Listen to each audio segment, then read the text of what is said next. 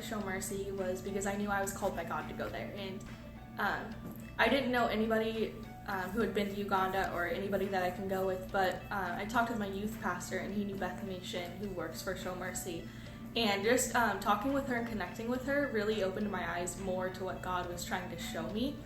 And I emailed a bunch of different people that I could go with too, but I never till this day have received an email back, and that's how I knew that I was supposed to go with Show Mercy, was that I was already connected and knew somebody, and I think that's a really big start, is knowing people who have been and knowing their stories.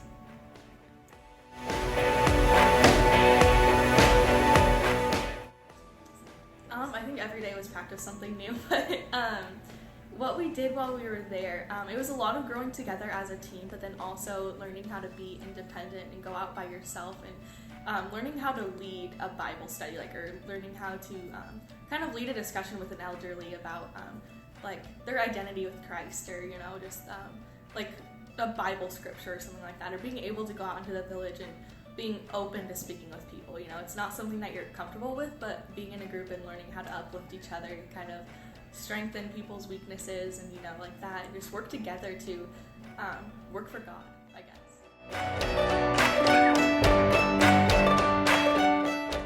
I had no clue what to expect, and I think that's what scared me the most, is I didn't have a plan. I love to have a plan for everything I do and have a set timeline of this is what I'm going to do then and this is what I'm going to do next. And going there, I was kind of going in blind. I didn't know what I was going to do, I guess. So I guess the entire experience was kind of at first a little bit scary. Not at the end. At the end, I didn't want to go home. But my first day, I washed feet, and I was completely scared of feet and did not like the idea of washing feet. But it completely just took me down a level and was just this is who I am. This is what I'm called here to do. Is I'm called to bless people. That was the first day that I was there in Uganda, and I was I totally remember the moment, because I was maybe I can do this. I'm gonna get emotional talking about it now, but it's maybe I can do this. If God called me here for a reason, obviously I can do this. He doesn't put you in a situation where you're going to fail. He always puts you in a situation where it's going to grow you and stretch you. And yeah, it may hurt and it may be uncomfortable, but the experience is so worth it.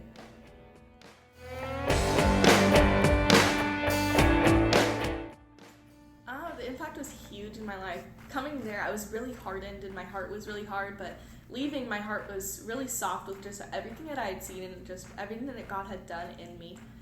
And I learned a lot about my identity in Christ, and not learning to place it in the things that I do, but learning to place it in who I am in Him, and letting Him mold that and letting Him shape that, instead of I'm called to be a missionary, this is who I am, being a missionary is who I am, but it's not who I am. You can be a missionary anywhere, but I'm called to be a woman of God. That is my identity. My identity is in Him.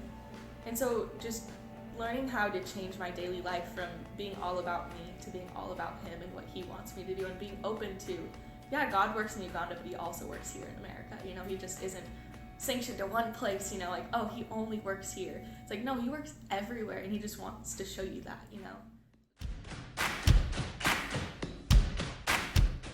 I just really didn't feel worthy of His love.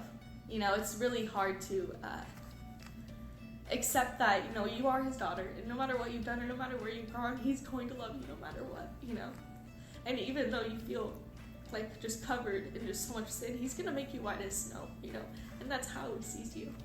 And just seeing other people that same way, and no matter where they are in the position that they're in, just loving them for the way God loves you.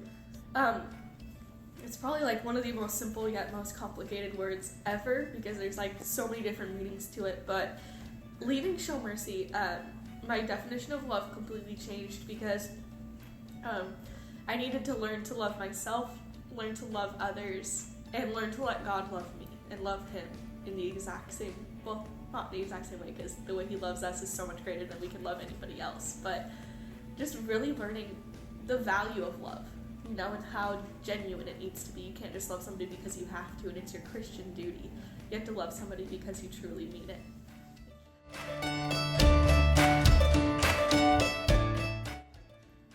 Me not focusing on myself and focusing on others totally changed my heart, because it wasn't a selfish thing, because, you know, like a lot of times we get caught up in what is this going to do for me, you know, like what am I going to get out of this? And once you change your mindset and being like, you know, maybe I'm not going to get anything out of this, and that's okay, you know, like maybe I'm not going to get anything out of loving this person or showing them God, but they're going to get something out of it later, you know, it's not for nothing. Obviously he has a plan in it, and I think not focusing on that made me realize it so much greater when I did come to the understanding of it, you know, like I was completely changed, and I didn't, it wasn't something that I had any control over at all, which I think is the important thing, because if we had control over it, it wouldn't be as great as when he has control over it.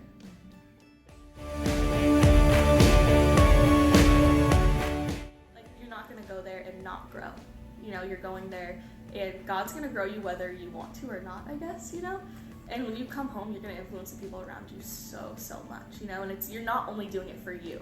Like, of course, like, you want to go there to grow, but you're going to grow so many people around you, you know? God's going to use you to show everybody else what he's done through you.